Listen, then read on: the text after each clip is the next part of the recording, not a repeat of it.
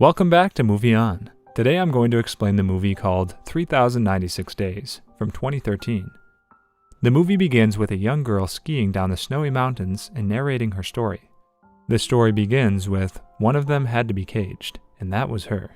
In the first scene, a small little girl dances at the tabletop in a bar, and everyone applauds for her performance. A man picks the girl up and kisses her, assuring everyone that she's his daughter. The girl says that it's late and mom must be waiting for them. The next morning, Natasha's mother wakes her up for school. She takes a lot of time to get up from bed and get ready, while her mother screams that she has to leave for the office. Natasha goes to her kitchen to have her breakfast when her mother notices her red eyes. She asks if they went to the bar again and starts cursing her father. Natasha tries to make her silent when she slaps her. She leaves for school crying, and on her way, a van stops and a man grabs her into the car. He puts Natasha into a hidden washroom in a haunted house with so many inner ways. After some time, Natasha wakes up and tries to examine the room. She gets really scared when she hears a voice coming from somewhere nearby. The man who kidnapped her comes with a floor bed and spreads it on the floor. He sets the bed out for her, and Natasha sadly expresses her desire to go to her mom, but he shuts the door. She screams loudly for help, but nobody listens. Natasha cries heavily and takes her sweater off. She places it in a plastic bag so she can use it as a pillow. In the next scene, Wolfgang Proklopel, the kidnapper, brings Natasha some biscuits and reads her a story of a princess. Natasha licks the chocolate on the biscuits and listens to the story carefully. Natasha lies on the bed to sleep and asks him if he's leaving. She urges him to give her a goodnight kiss, as her mother used to do this. He comes back, shuts the door, and kisses her head. In the next scene, the news shows Natasha's missing incident all over the channel. Her grandmother, sitting on the sofa, watches the television with extreme hopelessness in her eyes. On the other side, Wolfgang's mother places eatables in his fridge so that it's enough for him to get past the weekend. He tells her to put food for two, while his mother gets surprised for a bit. Later that night, he goes to Natasha and washes her hair. He screams at her, saying that her parents don't care about her, as they're not paying him the money. She replies that they aren't rich, and starts crying. He grabs her face and asks her to stop crying. He puts her head in the sink and leaves her in a mess. Natasha cleans the mess that he left behind. The next morning, while Wolfgang is sitting with his mother and grandmother, the bell rings. The police come and ask him that they need to investigate and check his van. He pretends that he's listened to the news and that he knew someone would come. The police examine his van carefully. They ask him some questions and then leave. Natasha recalls how her father used to love her and her mother, and how he used to get ready back at home to leave for the bar. In the morning, he gets himself some breakfast and fits an intercom so that he can hear her upstairs. 186 days have passed by. The next scene shows Natasha spreading clothes on the chairs and pretending as she's teaching them. She draws a doorknob with pencil on the wall and tries to open it. After a while, she pretends to be the anchor as well, as Natasha, who overpowered the kidnapper. Wolfgang's voice comes through the telecom asking if she has brushed her teeth and rinsed her plate. He comes down and Natasha tries to run, but he puts her back inside. Natasha screams on the telecom that she's hungry for 4 days. She cries, saying that she wants to go home. All he replies is, "Obey me." 4 years pass by. She still screams that she hasn't eaten anything for 3 days, and asks him to bring her something. On the 1696th day, he brings her a jacket. He asks why she's sitting there in a chair that way, and she replies that she has her period. She says that she needs to take a shower. He takes her upstairs and asks her not to move until he says. He then tells her to go ahead of him wherever he orders her to. But if she screams, he will kill her. He takes her to the washroom to take a shower. She takes her dress off and is completely naked in front of him. She takes a quick shower. In the next scene, his mother places lunch in front of Wolfgang and stands up to leave when he's done. His mother asks if he has a girlfriend, as she's found blonde hair on his coat. When she leaves, Wolfgang brings Natasha upstairs and trims her hair. Natasha sets the table and decorates a Christmas tree. She packs a gift, too. Wolfgang brings something to eat to Natasha, and both of them wish each other a Merry Christmas. He shows her a camera, and they both sit. Wolfgang picks up the present she wrapped and hands it over to her as if he brought it.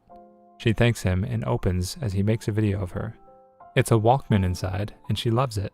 She unwraps the second gift and finds the books she's spent reading all these years. She hugs him. She expresses her desire to meet her family on Christmas. He screams and tells her that he's her mother, her father, her family, and that she's no longer Natasha. She's Viviana and goes by Vivi. And he says that she can call him Wolfgang. Some days later, he makes Vivi work for him to clean a room that is full of cement bags. He asks her to pull off her shirt as it's not needed inside. Now shirtless, she asks him if his girlfriend is moving as she's cleaning. He cuts open a bag and pours cement on her. She says that she needs to have a shower. Wolfgang asks her to sleep with him upstairs tonight. Both of them enter his room. He pulls off his pants, and Vivi pulls her shirt off when he stops her too. He takes out a rope, and she gives him both of her hands to tie up. He ties one of his hands to hers so that she doesn't run at night, and gets into bed with her. The next night, he makes her sleep shirtless with him. Later on, she desires to go to the garden. He takes her out for a while, and then puts her back in the same basement room. In the next scene, Wolfgang brings her some jeans and a shirt so that she can wear it and look nice. Her hair now reaches her shoulders. He takes her out to buy some new stuff for their room: purple paint, marble, and wooden shelves. Vivi tries to escape from the store when she sees that Wolfgang is not around, but he comes back in just a moment. She takes some days to paint and set the room for him. One night he brings her up into the room, takes out a present from his drawer, and hands it over to her. She peeks into it and finds a white wedding dress that's small in the form of lingerie and lipstick. She gets ready and both of them lay in bed. He kisses her on the lips and then sleeps with her. He says that it's their wedding night. Vivi asks why he chose her, and all he replies is that he's been waiting for Vivi for so long. She investigates what made him choose her, and he replies with a smile. The scene fades out to her childhood when Wolfgang saw her for the first time. When she was 8 years old, he saw her in a store eating biscuits. He told her that he planned and planned. He thought so much about her that he made a hidden room beneath the house. He had done each and every fitting himself. That's when he decided he wanted Natasha. Natasha gets really confused. He hugs her and then goes to sleep. After some days, Vivi tries to commit suicide. She burns her childhood clothes in her small hidden room, and the entire room burns in smoke. She hears Wolfgang entering the house, so she spreads water all over and sprays the entire room so he doesn't feel like something happened. He enters the room and smells something. Wolfgang grabs her from the face and screams loudly at her. He threatens her that if she ever tries to kill herself, that would be a very wrong decision. He leaves her on the floor crying. She demands that she wants to go out. She's gotten tired of this life, but he refuses. She writes another letter out of thousands that she's written to her parents. She also writes on a tissue paper how much he stabs her and kicks her. Wolfgang listens to her reading what she wrote. On an extremely snowy day, he takes her out in a red car. It's the 2,847th day. Both of them go to ski, wearing goggles so no one can recognize them. She falls down time and again, and he bucks her up a number of times, but she terribly fails. He shows her the ladies' washroom, and she goes inside. There she finds a woman she tries to tell who she is, but the woman doesn't understand, as she speaks another language. Natasha feels so helpless. The woman comes out only saying her name. Wolfgang hears this and takes her home immediately. He asks her what happened inside the bathroom. She replies that nothing did, but he slaps her and punches her a number of times until she becomes wounded. At night, she sits on her toilet seat in her room and takes out her toothbrush from the bag. She finds herself unable to brush as her face has gotten all swollen after the hitting. She rolls down another letter and puts it in a box. On the 2,908th day, he brings her upstairs and shows her a big cake. He wishes her a happy 18th birthday and gives her a frock as a present. He dances with her, playing music in the back, and cuts the cake with her. The next day, he cuts down a tree and she helps. A neighborhood woman watches them both and smiles. Later, Natasha goes downstairs and calls herself dumb since she can't do anything to escape. At night, she cooks him food and sets the table. Both of them have dinner together. The next day, she helps clean his van. Wolfgang gets a call and goes inside. Natasha finds the gate open and runs outside. She goes far and enters into a woman's house. She explains to the lady who she is, but she doesn't understand. They call the police and they arrive within some time. The cops take her to the police station and call her mother. She picks up the call and both parents come to take her back.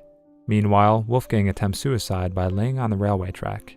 The movie ends with the media surrounding Natasha. She sits inside the car and stares out of the window and says, "It was clear only one of us would survive, and that was me, not him." To watch more explanations of these kinds of movies, click on the videos on your screen. And don't forget to let me know how you feel about today's video in the comments down below.